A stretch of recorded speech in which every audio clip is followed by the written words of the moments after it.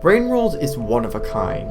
There has not been a game that has gripped me this much since I've played Hollow Knight, and that is some of the highest praise a game can ever get from me. The main gameplay loop of Brainworld is so simple. Every 3 to 15 minutes, a lethal rainstorm will come. The player must get enough food to hop into a shelter to sleep through the oncoming storm. Extra food will be carried over to the next cycle. But saying that's all there is to Brainworld is a massive disservice to such a complex game. Brainworld takes so much about conventional game design and completely disregards it to do its own thing, both for the better and for the worse. This makes Brainworld a bit difficult to talk about at times, as there is no real category that it can easily be pinned down to.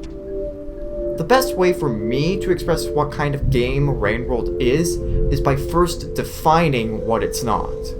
To get the most important detail out of the way, while Brainworld is open world, it is not a Metroidvania, and if you go into this game expecting one, you're setting yourself up for massive disappointment. There are no ability upgrades in this game. All progress you make in Brainworld is based on your own understanding of the game's mechanics. There are only a handful of mechanics that are ever explicitly taught to the player in the vanilla game. Everything else is something the player has to learn on their own. It is this learning process that Brainworld's gameplay revolves around. A great example of this can be seen in the Overseers and the Karma mechanics. The Overseers are the little noodle-looking holograms that aid the player through their journey. They will do things such as guide players to food, shelter, and objectives. They are also the tool that Brainworld uses to explicitly teach the player a new mechanic, such as eating and pouncing. As seen here, the Overseer shows the player how to pay a scavenger toll. When visiting locations, they'll also show brief images of where you need to go. This level of handholding is not present for the rest of the game, and vital mechanics will have to be learned on your own. The Karma system, on the other hand, is the epitome of confusing mechanics that will have to be learned all on your own. Here's the basic rundown of how it works. When the player successfully completes a cycle, their Karma level will go up by 1, and when they die, it goes down by 1 level. If you want to hold on to your current Karma level after death, there are these flowers that will preserve your current level. The game starts with a total of 5 Karma levels, each level represented by a different symbol. Each region of Brainworld is separated by these giant gates that require a minimum Karma to pass. These gates serve as skill checks to see if the player is ready to move on to the next region. None of this is ever explicitly taught, and in my opinion, it should be. I still remember how confused I was on my first playthrough on how I was supposed to progress through the game. It was not until I found my way into Garbage Waste that I finally understood how Karma worked. In my opinion, that is way too long to go without understanding such a vital mechanic. All you need to do is look in the Steam reviews, God bless your soul, to see how many people have dropped what is otherwise a phenomenal game just because they don't understand how Karma works, and stay stuck in Outskirts for 5 damn hours. Outside of the Karma mechanic, I quite enjoy how hands-off Brainworld is. Learning new mechanics each playthrough is incredibly rewarding, such as near everything that has to do with movement. As you may have noticed by now, Brainworld does not have traditional movement. In most games, all animations are pre-made. Sure, they may have variations to fit a situation better or just for variety's sake, but they're still pre-made. This is not the case in Brainworld. Everything in Brainworld is animated by physics.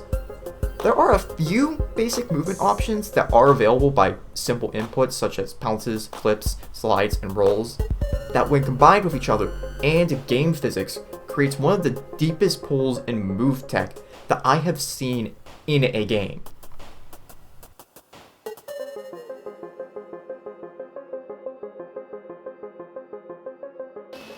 Granted, most of it you will never need, but there are options such as rock boost and downward spear throws that you will use all the time.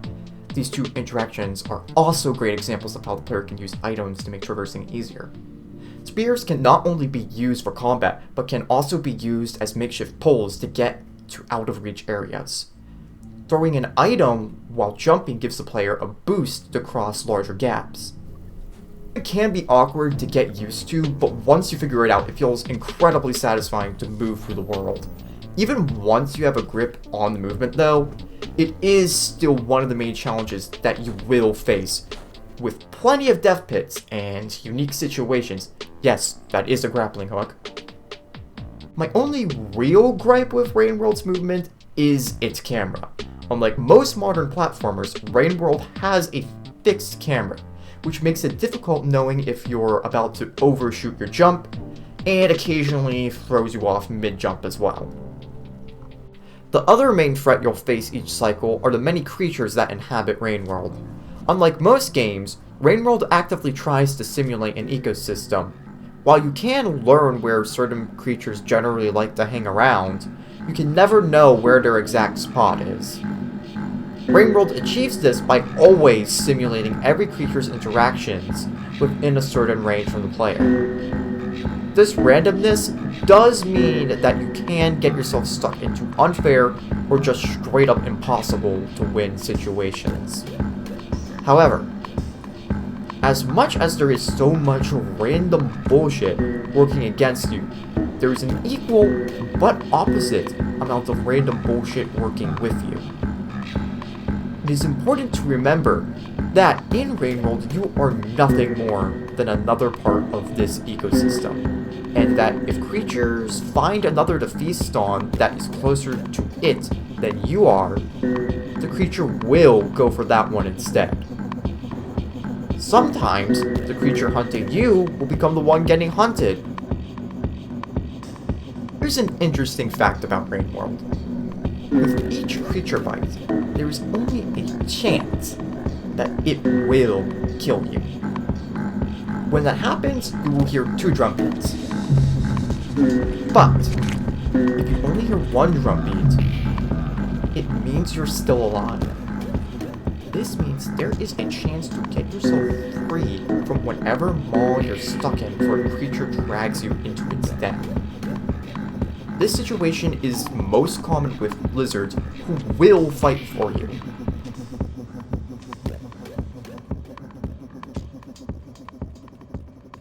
There are, of course, also more friendly creatures that you can come across.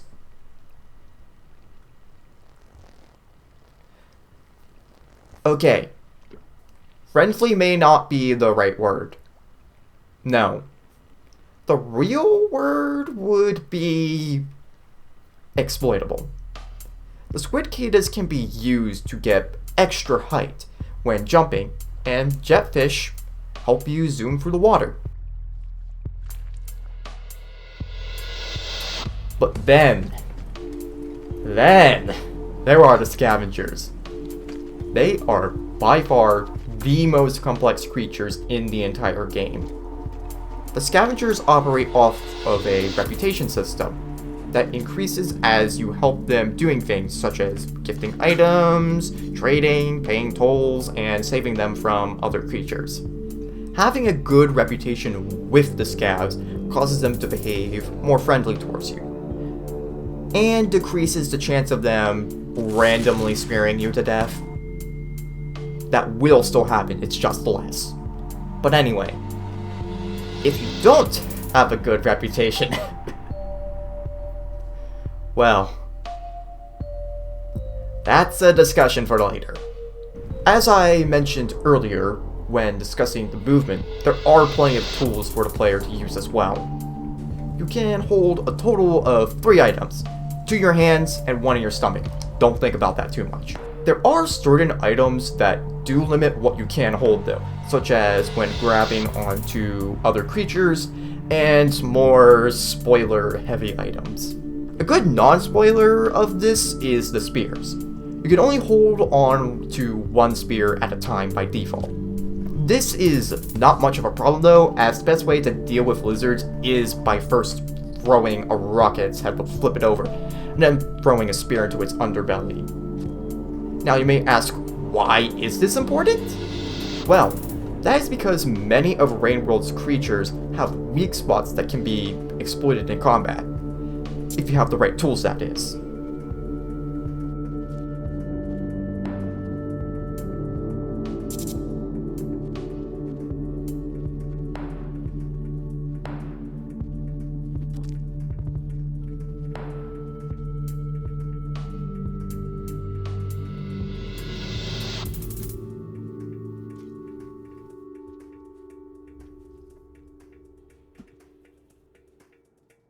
As seen here, with multiple spears at your disposal, a vulture can be taken down with ease by rapidly stabbing it and then pulling the spear straight out of its body while it's stunned. Of course, you won't get this your first try, but with enough practice and a whole lot of luck, you can get consistent with your combat skills. There are, of course, non-lethal ways to use items like using food as bait, or as I mentioned earlier, using spears for traversal. However, as much as you can improve, it is important to remember you are nothing more than a pathetic worm creature. Damn near everything wants to eat you. Rainworld's difficulty is brutal, but it is the brutality that is essential to what makes Rainworld fun. Without the struggle each cycle brings, managing to make progress just wouldn't feel the same. And the highest moments of Rainworld wouldn't exist. Those moments are, of course, surviving those sliver of hope close calls.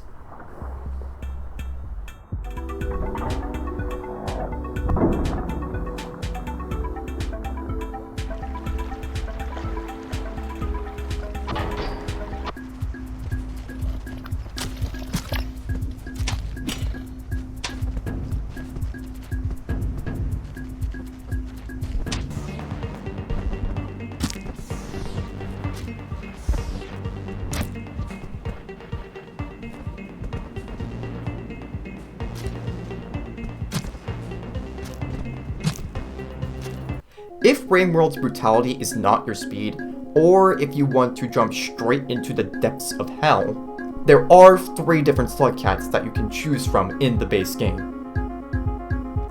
The Monk is the closest Rainworld has to an easy mode, with friendlier creatures and karma gates that stay unlocked after you go through them for the first time. Survivor is the standard Rainworld experience, and is the character that the game launched with back in 2017. I recommend playing Survivor first, if I'm going to be honest here. After beating either Survivor or Monk, you will unlock the Hunter. Hunter is a hard mode for Rainworld that has more difficult creatures and only 20 cycles to beat the game. On top of that, Hunter is a carnivore. This means Hunter can only eat creatures that you have killed.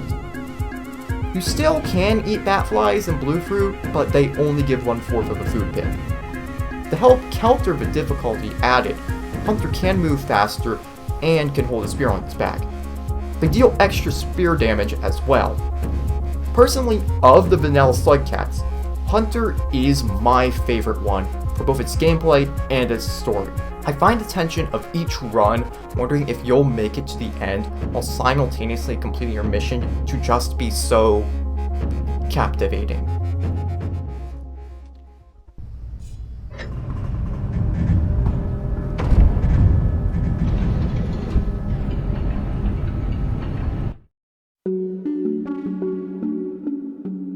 If any of what I have said so far seems interesting to you, I suggest picking up the game and playing it now.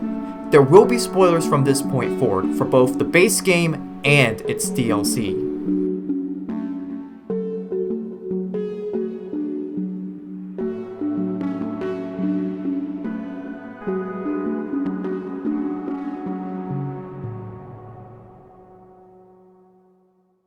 Rainworld is a game filled with so many special moments. The moment that really sold me on Rainworld is when I first met Looks to the Moon. I remember how the whole region of Shoreline just felt off. That there was something more to this place. When I entered the subregion, I immediately noticed how strange the name was, along with how mechanical everything around me was. I climbed through the structure, and then I found her.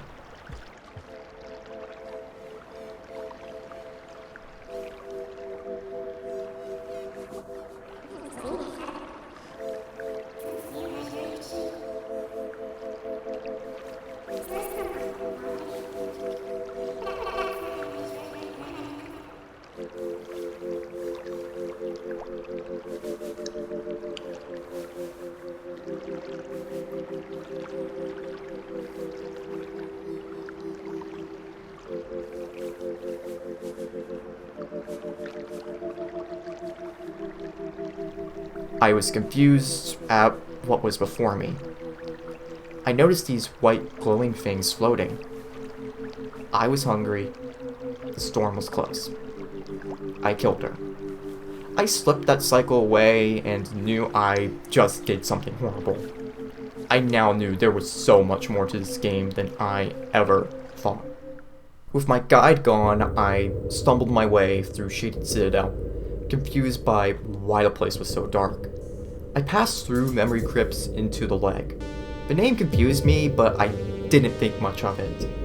Then I saw it. What in the goddamn is that?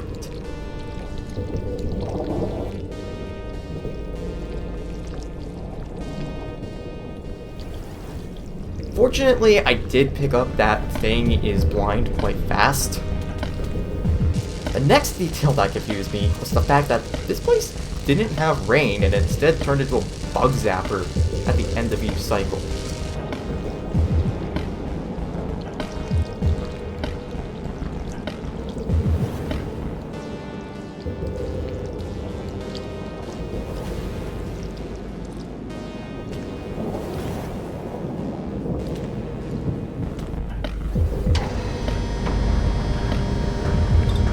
I made it to the next region and immediately noticed its name. 5 Petals. And that it looked near identical to Looks to the Moon. The next cycle, I was surprised to see that this place had anti-gravity. Floating through the structure, I then found Unfortunate Development.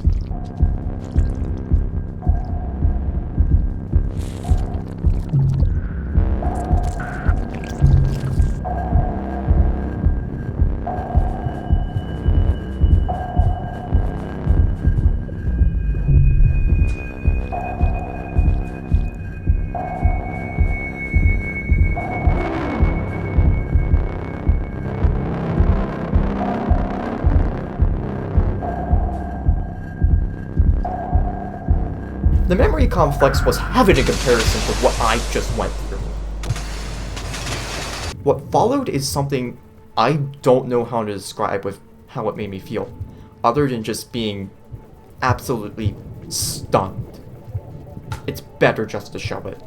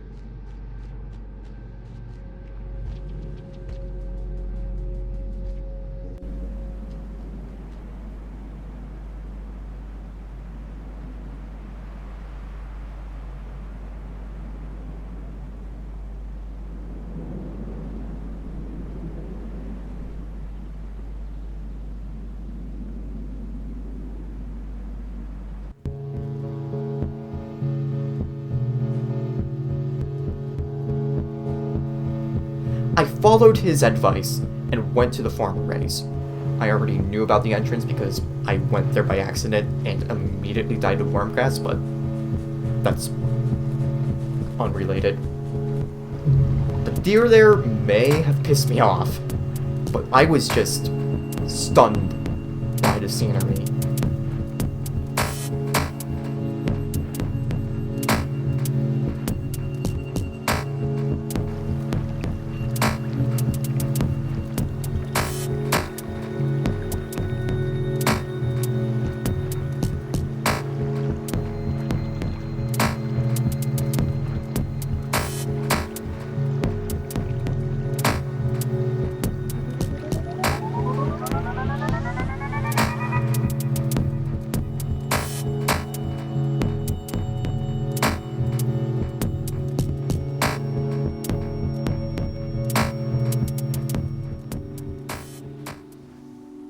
When I entered the next region, I knew immediately what I was supposed to do.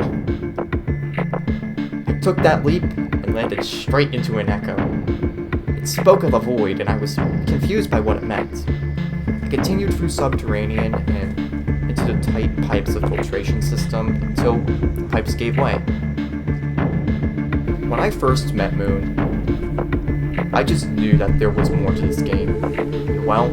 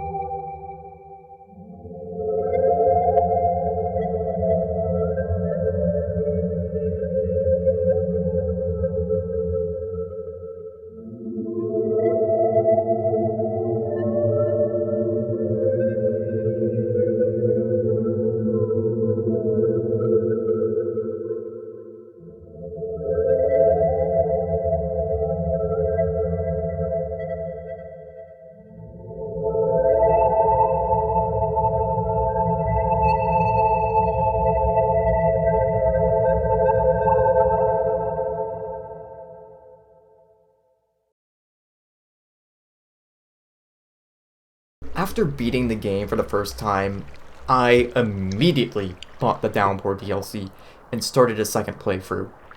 This time, I spared Moon, and I came back to her with the Mark of Communication. She spoke to me. I happened to have a colored pearl on me that I had found in her structure.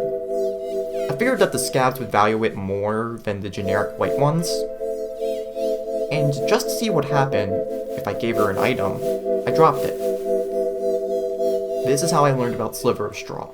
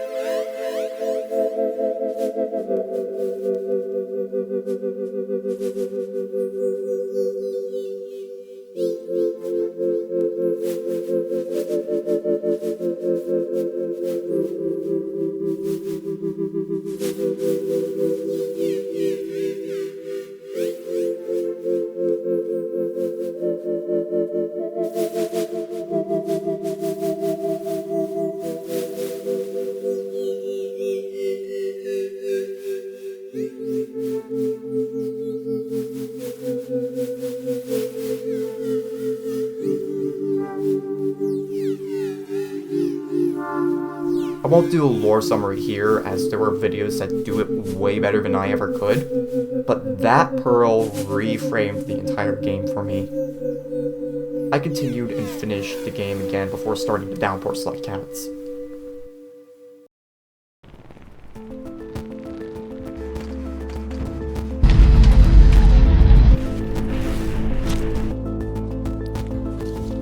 The Downpour DLC adds a total of 10 new regions to the game, a few new plants, creatures, and 6 new Slugcats to play.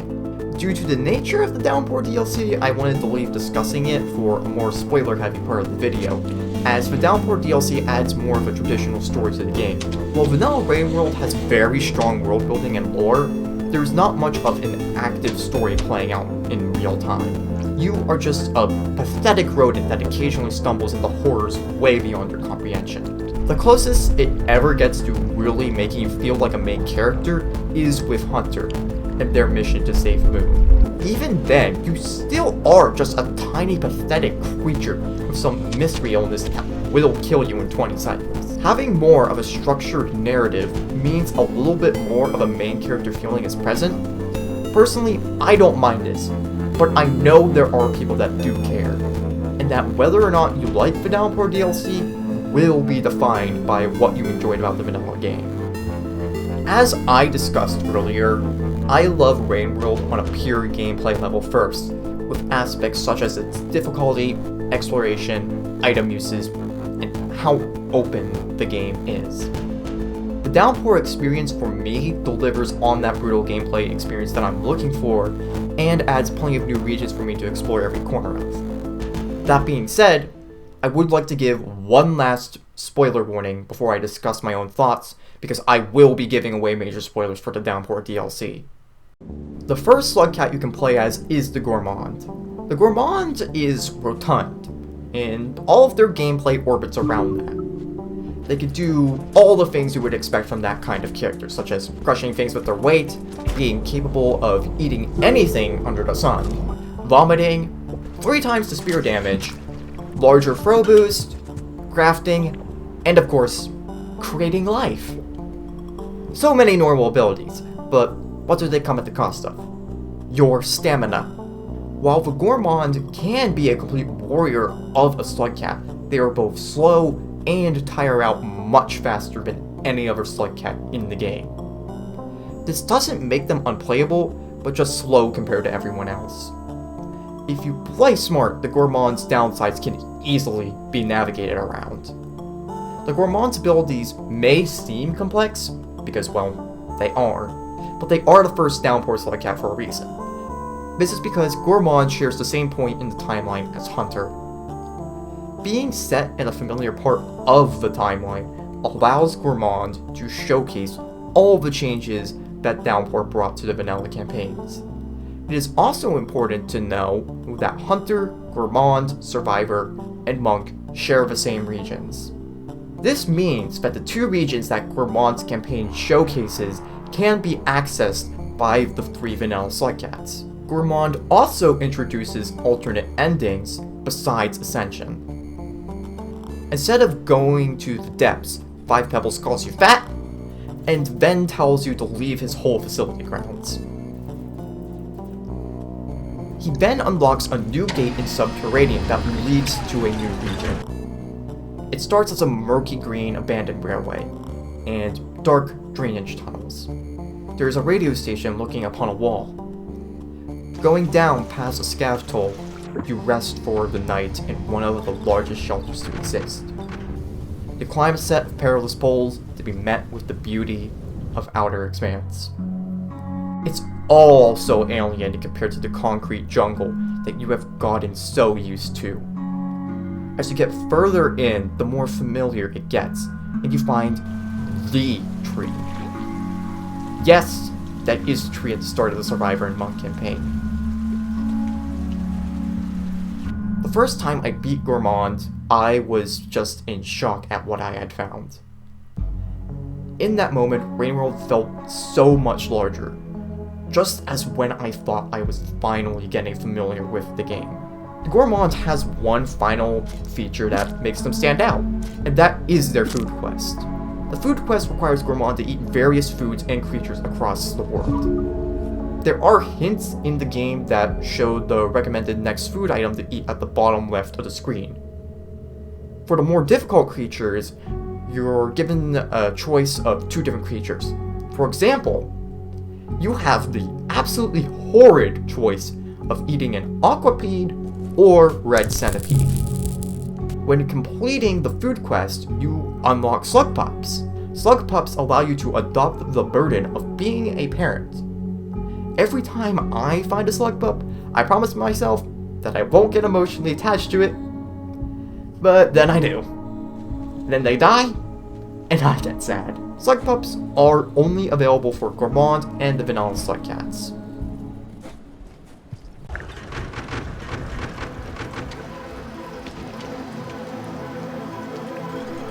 The second slug cat is the Artificer, and they are by far the strongest slug cat in the game. They can fling themselves through the air with explosions, they can turn normal rocks into bombs and spears into explosive spears at the cost of a single food pip. Just like Hunter, they are also a carnivore. Artificer is capable of taking out large groups of creatures unlike any slug cat. And to compensate for that, Artificer has the most difficult world state in the game. Artificer is the second earliest slug cat in the timeline. This means the world not only has Hunter's creatures, but it is also filled with them as they have not started dying out yet. In fact, Artificer is so far back in time that the Garbage Waste and Shoreline are still intact. Shoreline is renamed to Waterfront Facility to reflect its state in Artificer's campaign, and Looks to the Moon is completely inaccessible.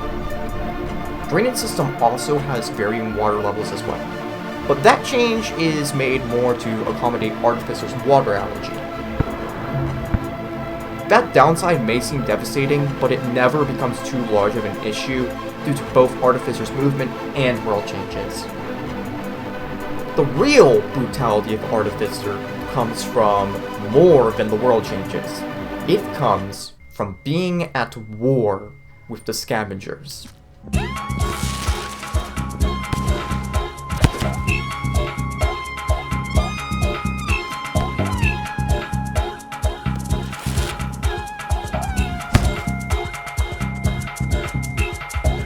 Fighting the Scavengers is a lot like trying to fight yourself, but better in every single way. Not only do they not rely on a camera to hurl their spears, but they also have damn near Olympian aim.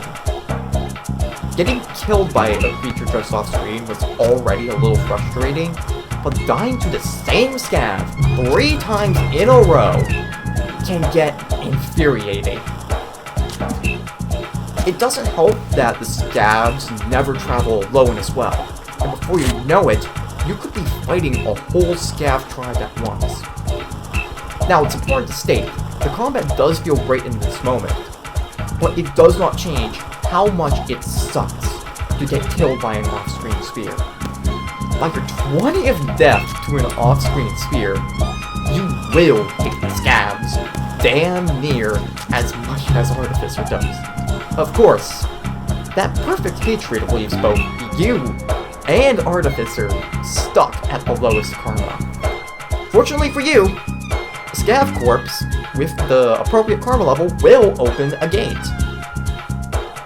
If I'm being honest here, this is way more of an upside than it is a downside for Artificer's campaign, because if it's not obvious by now, you will die a lot, and this makes worrying about your karma level a non-issue.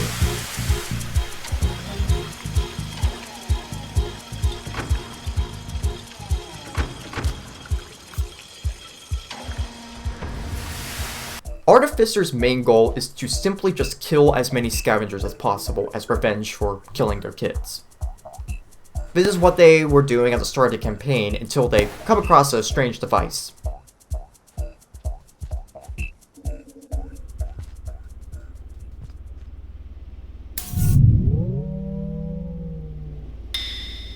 Doing your standard climb to 5 pebbles, you reach his chamber through the wall, where he begins to brain blast you.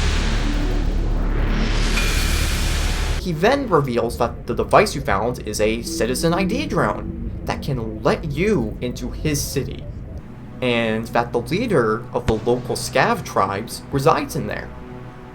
He then kindly asks you to kill them all. You know, just your average Sunday.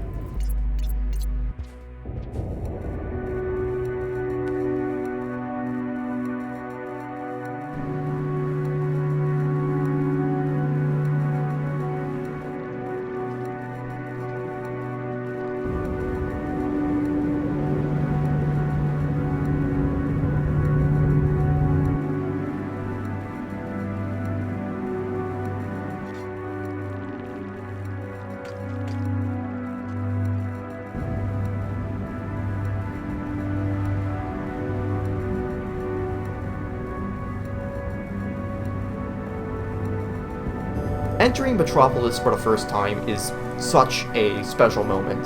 For 4 playthroughs, the city sits in the background, begging you to just wonder about what lays inside. And now finally you get an answer. Now what is it?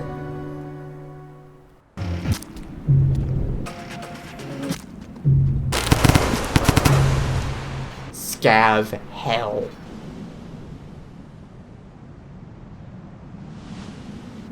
While the Artificer may be on a warpath, there is another ending for them besides killing the Scav King.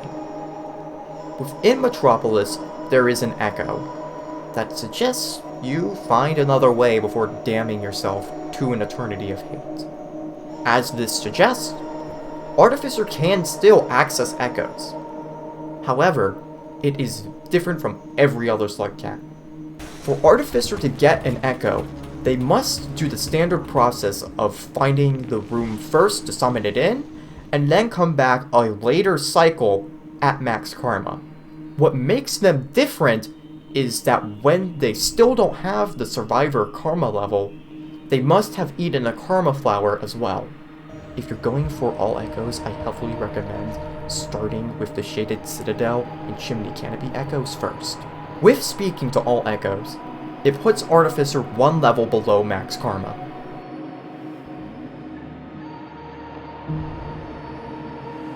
By finding the right Scav in Subterranean, Artificer can now combine its own karma with the Scav to trick the Guardians into thinking it has max karma to ascend. I personally find this ending way more satisfying than Artificer's canon ending, as it provides more closure to Artificer's story, with Artificer being able to see their kids one last time before becoming an Echo. I also enjoy this ending more on a gameplay level as well, because it lets you experience Rainworld with the most freedom of movement available in the entire game. You may interact with certain movement options less, but Artificer's explosive jump is fun enough on its own to play with for hours without getting bored. Also, while you're searching for echoes, if you are going for the Ascension ending, I heavily recommend going for the pearls as well. With Looks to the Moon being inaccessible, you can deliver them to 5 Pebbles instead and get brand new dialogue on both old and new pearls.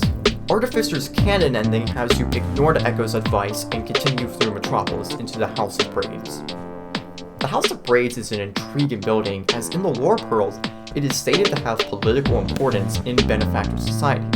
And somehow, through pure chance, it remains to be a place of political importance, but in the Scavenger Society now. What makes this place even more interesting is the use of iterator tech in the building, with the lowered gravity, neuron flies, and inspectors all present in the building. It's clearly not a part of 5 Pebbles systems, but what AI does it power? Near the top of the House of Braids is where the Artificer will have their showdown with the Scav King.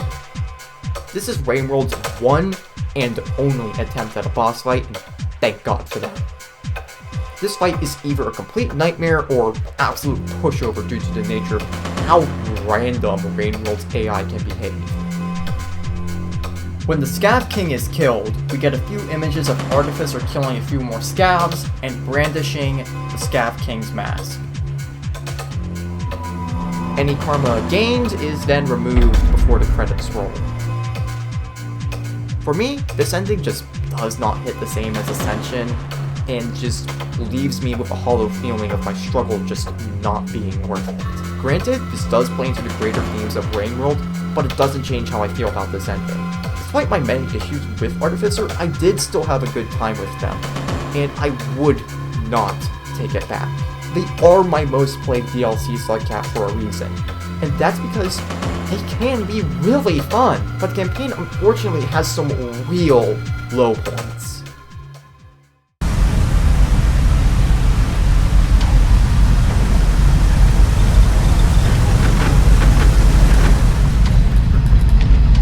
The third Slugcat is the Rivulet. This water dancer is the fastest Slugcat in the game, with the speed that can get from point A to B in record times, and avoid most creatures with ease. They also have an increased lung capacity from other Slugcats, making them perfect for more underwater sections such as shoreline and drainage system, which is where Rivulet's campaign starts. Unlike the other Slugcats, Rivulet has much shorter cycles at the start of their campaign, only giving you 3 to 6 minutes to get to a shelter. One of the most important aspects of Rivulet's campaign is shelter failures. For those who don't know what a shelter failure is, 1. Why are you still here? 2. It's exactly what it sounds like. When a shelter fails, it means that the shelter is opened before the storm is over. The storm water at this point is not lethal anymore as it's nearing the end of the storm. It instead just violently knocks around the player. What this does is essentially double a cycle, making getting through places like Chimney Canopy in one cycle possible. Shelter failures are not exclusive to the Rivulet, but just simply have a higher chance of happening. This time after climbing up the wall, going to meet 5 Pebbles, you're met with an unpleasant sight.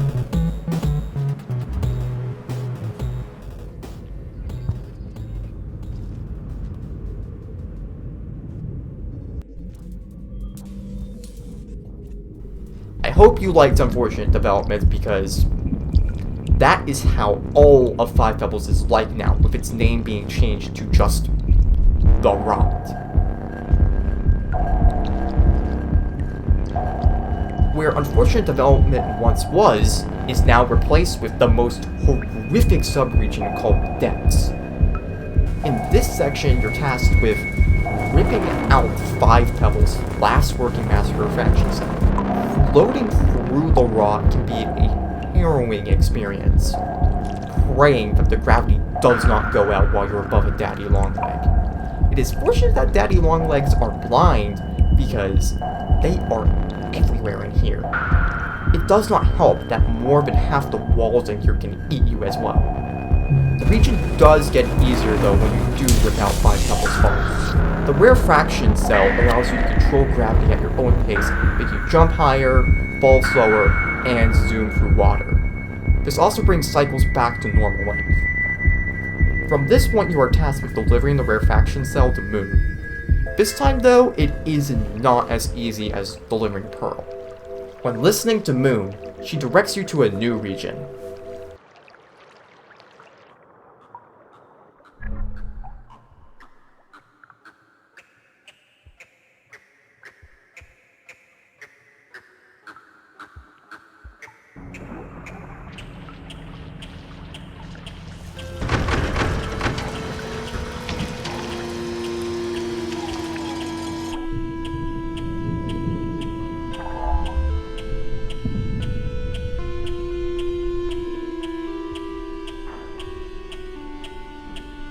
This region was designed specifically for Rivulet to get through with their increased lung capacity by pushing it to its absolute limits. There are places in this region where even with your super lungs, you can still drown. Submerged superstructure can also be accessed by the vanilla Slugcats as well, and it puts drainage system to shame with the level of air management needed to get through as them. There are a few rewards that you can get if you do choose to go through submerged superstructure as the vanilla Slugcats. Those rewards being a Pearl and the Cloak. The Cloak can be brought back to Moon and she will put it on. Getting the Cloak is a fun challenge that I recommend doing at least once if you can. Seeing submerged superstructure for the first time was an incredible experience that made me want to see what Moon was like before it collapsed even more than I already did. It also puts into perspective how large Moon's structure is, and how what we saw in Shoreline was only a sliver of her full structure. Going back to Rivulet, there are, of course, more interesting sights in store for their campaign.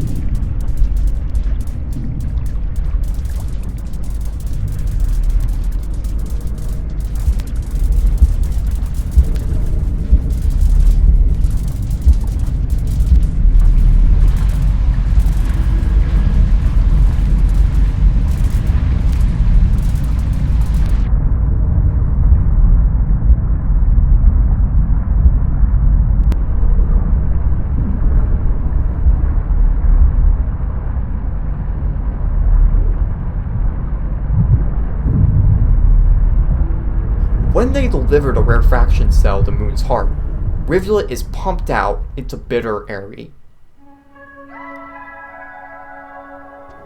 A frozen roof atop a broken god leaves a lot of questions for a person. Questions that will be answered later. When leaving Bitter Airy, you'll notice that it is the remains of Moon's city. Going forward, you see similar sights. This is Moon's access shaft. All you have to do from here is go down and Rivulet's campaign is over. Rivulet's campaign is the second easiest campaign in the game, right above Monk. Their speed makes avoiding creatures much easier than any other Slugcat. The short cycles help balance this out at the start of the campaign, making it be all about speedrunning in the first half. But once you get rid of it, those cycles mean you can pass through 3 regions in a single cycle with ease. This isn't necessarily a bad thing, as Rivulet's difficulty is a nice change of pace after playing Artificer. And it's a really nice breath of air before starting the next campaign.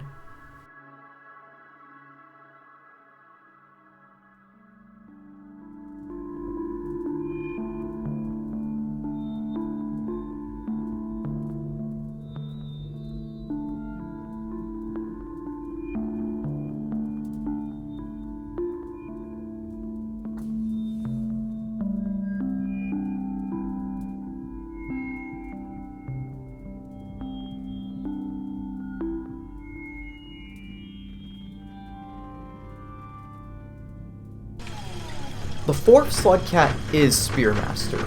They're capable of growing spears out of their tail and holding 2 spears at the same time. Their main downside is that they don't have a mouth, which means they have no stomach storage or ability to eat normal food. Instead of eating normal food, they eat through their spears, but they can only do this with fresh spears that they've just grown. Spearmaster is very limited in what food they can get, and can only get as much food as spear hits it takes to kill a creature. To help fight this limitation, Spearmaster is the only Slugcat that can get enough food to shelter 2 times in a row. Spearmaster is the earliest Slugcat in the timeline, and has near the exact same world state as Artificer. Where Artificer had the movement to easily escape the harsh creatures, Spearmaster does not. This campaign will test your ability to fight and evade these creatures, being Rainbow's final combat trial. While you can hold more than 1 spear, it is likely that you will not use that gimmick as much due to Spearmaster's quest. Their quest involves being a messenger for 7 Red Suns. Their Overseer guides Spearmaster up the wall and into 5 Feathers, where he will rip a pearl out from your chest and kill the Overseer guiding you. He does all of this without giving the Mark of Communication to Spearmaster. If you want more context to what happened there, you can ignore the Overseer and make your way to Waterfront Facility. At the very end, you'll find a new Karma Gate. When I saw this for the first time, I just knew this is Moon's exterior. And let me tell you, Moon's exterior is pure nightmare fuel, filled with all kinds of different features like spitter spiders and mirror vultures.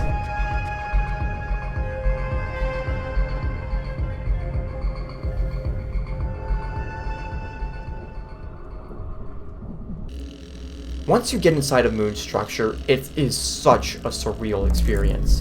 A place that up to this point had only been seen in different states of decay, now in its full glory. The fall is imminent, with signs showing the power going out in intervals before completely blacking in the lower levels of the structure at the end of the cycle. While nothing can recreate the feeling of meeting Five Pebbles for the first time, this comes close.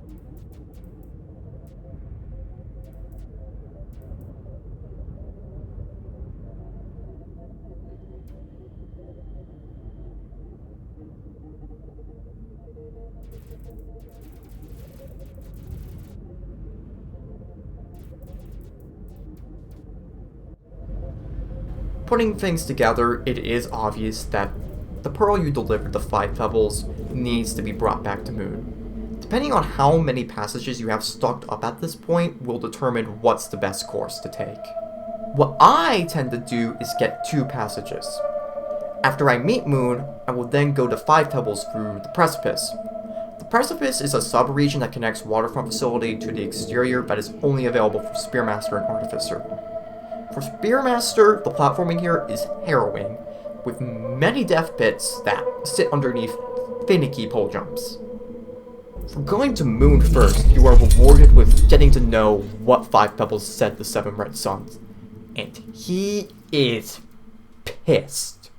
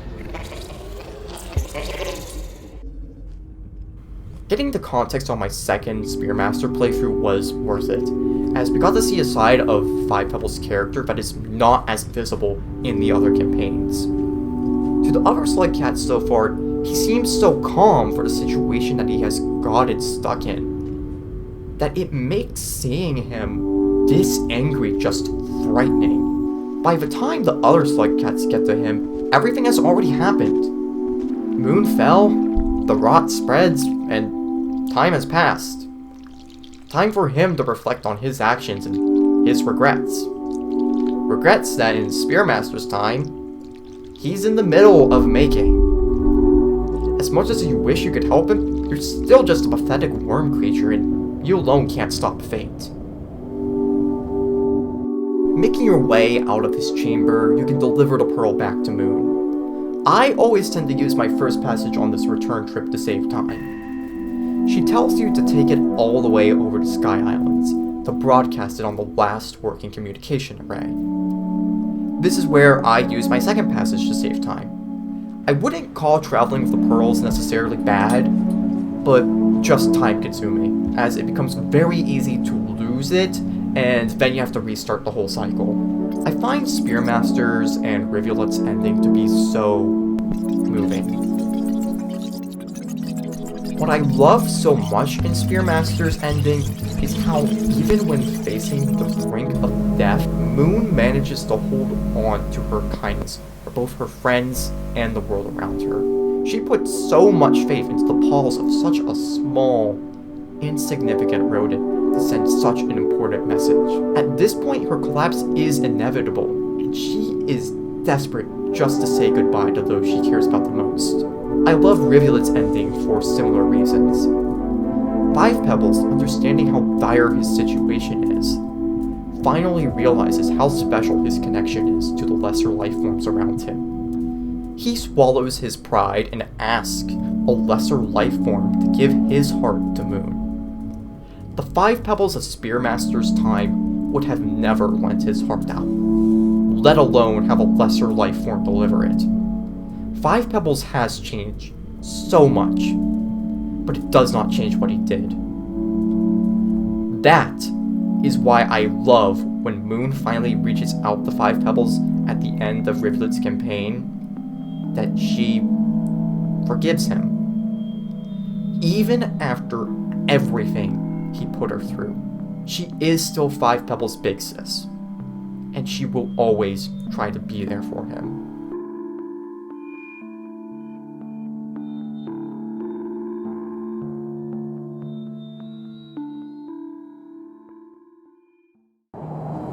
A large but unknown amount of time passes between Rivulet and the Saint. Instead of a lethal rainstorm at the end of each cycle, there is now a constant blizzard that would drain Saint of their nerve. Saint's general gameplay revolves around maintaining your heat level, which appears at the bottom of your HUD, right underneath the food pips. To get warmer, Saint must get near or possess a lantern. Certain rooms are also just naturally warm by the karma gates. When Saint gets close to death, it will visualize as the Saint turning white, and then brown right before they die. As the storm gets worse, maintaining the heat becomes more difficult as it drains faster. As if it's not obvious, the Saint is a pacifist and cannot throw spears. That puts evasion as your only means for self-defense, which Saint is well equipped for. This is due to their tongue being a damn grappling hook. It functions like a grapple worm, but better in every single way by having more control. Most of the more dangerous creatures have died out by Saint's point in the timeline, with their main foes being orange lizards, centipedes, and spitter spiders. This does not mean that there are no difficult creatures still around, like our good old friend, the red centipede. Saint starts with only 2 karma levels, and it is their mission to meet every echo in the game. Most were given new dialogue for just Saint. Saint's campaign is one filled with special moments, with the first happening when entering Chimney Canopy. I still remember how after grabbing the Chimney Canopy Echo, how I was getting ready to go and do the standard wall climb to meet 5 Pebbles. What I saw left me speechless.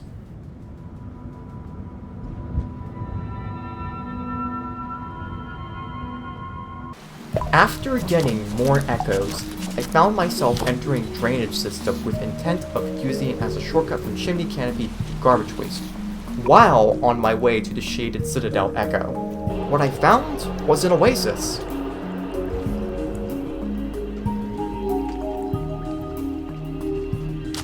Finding that Drainage System of all places was the one area where life managed to flourish in spite of the frosty hellscape outside was funny to me, remembering how many times I died in there on my own very first playthrough.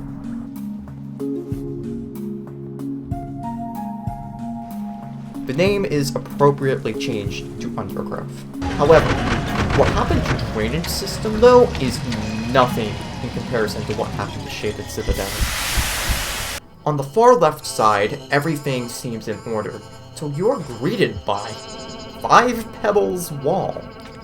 On the right side, at the shoreline entrance, it is immediately clear what happened with the underhang entrance to 5 Pebbles sitting just right there. The wreckage of 5 Pebbles has been named Silent Construct. Navigating the region, you can recognize near all the rooms of 5 Pebbles that you're in, and it dawns on you how spread apart this wreckage is. The wall is split in 2. Memory Crypts is flooded. Linear Systems Rail is now a scav merchant spot. The leg, of all things, is still standing, separated from the rest of the wreckage, with an echo waiting for you. The access shaft is a mess as you cross through it, with no city remaining anymore. As you follow the path, you hear a familiar song fade in.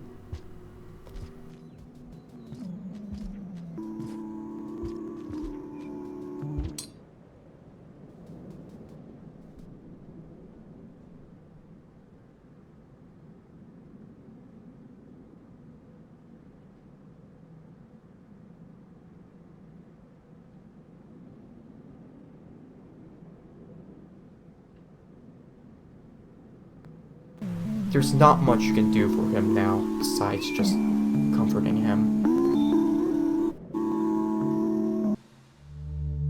With all the echoes gotten, Saint has achieved enlightenment, and can now ascend any living thing. Ascension is not the same as killing something. Ascension outright frees a creature from the cycle. Only the Void could do that before. This is the only real upgrade in Rainworld. It is a huge exception to why I love this game so much. What I love so much about Rainworld is how the only thing getting better is your own skills. And if this upgrade were to be put into any other campaign, I would have hated it. What makes this upgrade acceptable in this case is the context that it happens in. Up until this point, all the improvement has been up to you. You learned the map, you learned how to fight, you learned how to run. After a long campaign that has had to explore every corner of the map, and now within the last 2 hours of gameplay, is when you get the only real upgrade. The best way I can explain why this upgrade works is by comparing it to when you get the overcharged gravity gun at the end of Half-Life 2. The ability is overpowered, but it was earned, and your time with it is brief. With this new ability, you can give Five Pebbles another visit. Seeing him in his current state, it's hard not to feel bad for him. What makes Moon's and Five Pebbles' situation so tragic is how preventable it all was. If Seven Red Suns never gave Five Pebbles that pearl, there's a chance that he may have never tried eliminating the self-destruction taboo. Or, if he was more patient with the process, he could have prevented developing rot. Five Pebbles should have been thinking about how his water use would have hurt Moon. However, like everyone else, he was desperate for a way out of an impossible task that their creators left behind. His indoctrination by other Sliverists didn't help either, considering they are who led him into believing that self-destruction was the solution. Five Pebbles' actions were selfish, but so was his creator's decision to leave his kind behind to rot. The Iterators were more than just supercomputers designed to solve an impossible problem. They had emotions too, and needs that just couldn't be filled without their benefactors. Wherever he goes next, I just hope he can find some peace.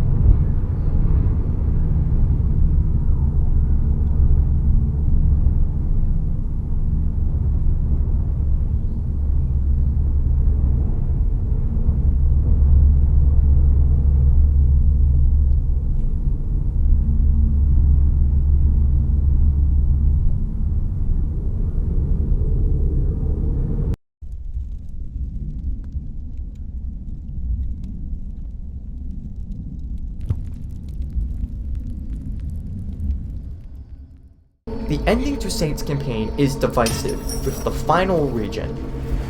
This portion of Saint's campaign is nothing like the rest. It expects you to go through a gauntlet using your new Ascension power to the fullest. Every few rooms you'll run into a Guardian that blocks all the pipes in the room. You'll have to ascend the Guardian before you can leave the room. Most criticism towards Rubicon has to do with it going on for too long. That is only really a problem with it already being attached to such a long campaign. Rubicon can also be brutal, with time cycles returning and the army of Miros Vultures present. I personally don't mind either of these, and I overall enjoy the spectacle of this region. Having a region that remixes all the highlights of Rainworld as a finale just feels right for this game. One last iteration, one last repeat, one last cycle to see all the sights that you have just come to know and love. I still remember how surprised I was to see myself in Underhang again in my first playthrough of Saint.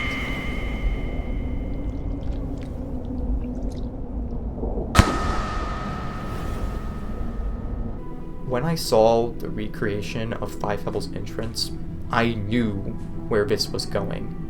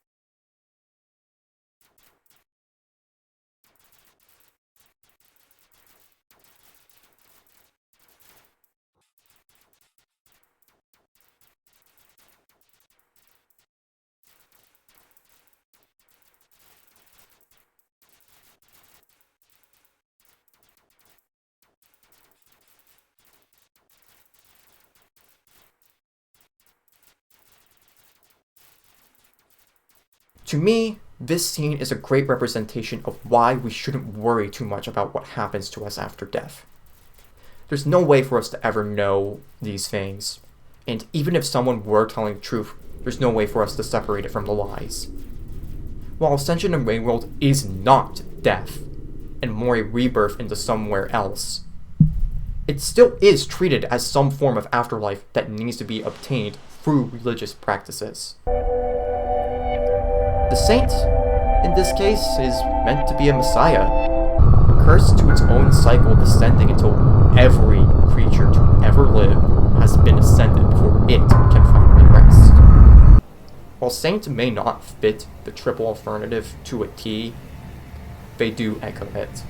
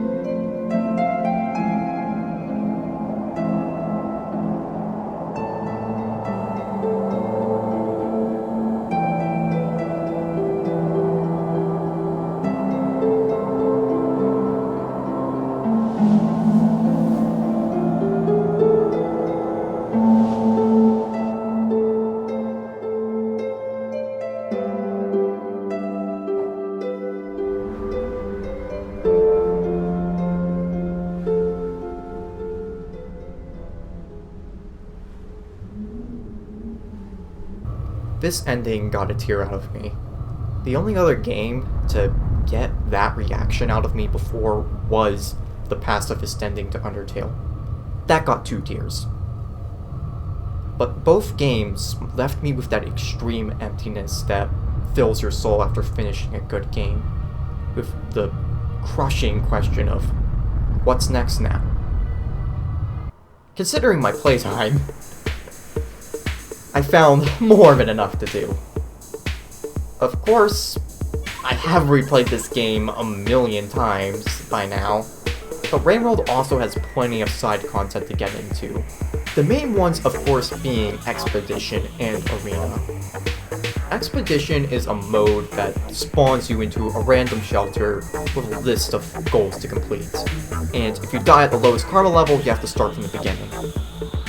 The Arena has several smaller game modes attached to it. In the main arena, you just try to get as many points as possible. The sandbox is exactly what it says it is. Safari lets you join any region at any point in the timeline to just watch the creatures interact with each other. The Challenges game mode is a series of handmade challenges for each Slugcat. To unlock content for the arena, look out for these diamond holograms while playing either Expedition or the story. With everything available within just the official game, there is more than enough content to pour hundreds of hours into. But with mods, they bring that to 1,000. RainWorld has a very active modding scene, adding things as simple as skins for Slugcats, all the way to full-blown expansions. Before I go, I have 3 mods to recommend. RainWorld Drought is an AU based on the Vanilla Games lore that has you playing as the messenger that delivered the girl pearl. The girl pearl?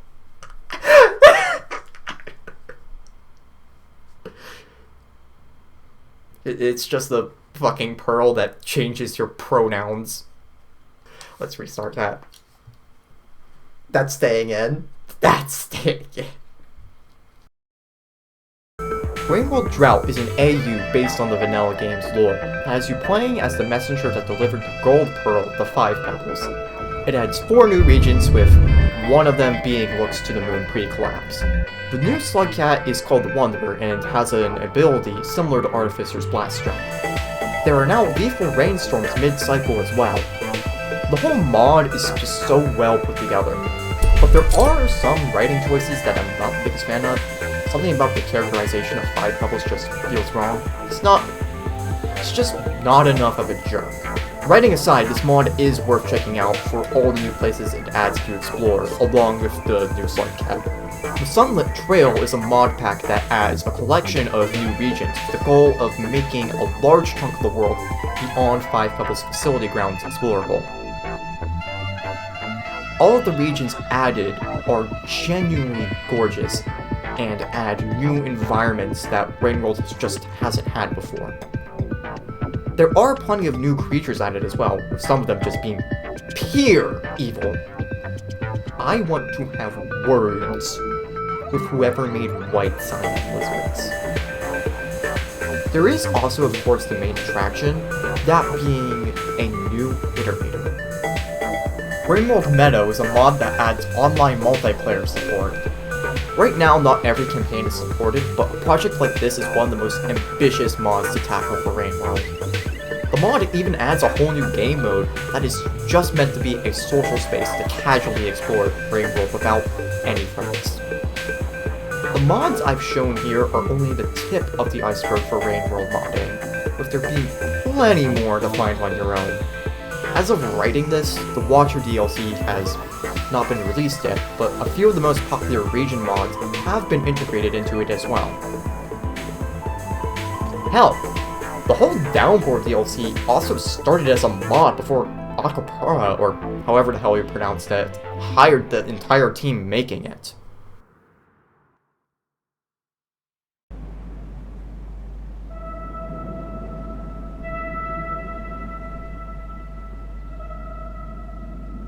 RainWorld is like nothing else that I have ever played. There is a good chance that there may never be another game like RainWorld again, as it takes a lot of risk that other developers would not take. In contrast to the yellow paint nightmares of modern game design, it is so nice to have a game like RainWorld that respects the intelligence of the player. Unlike many games, RainWorld does feel alive with its complex AI and procedural animations. The randomness that doing this invites is something that many would avoid at all costs, because that just simply is not the experience they're looking for. But it is this randomness that makes RainWorld feel alive. Its world and story are so mysterious that it is hard not to fall in love with it. I have not even owned this game for a year, and I already have over 400 hours in it. More games should strive for the uniqueness that RainWorld brings, by being willing to throw away traditional game design rules. RainWorld was designed by artists, and it shows in everything that RainWorld has to offer.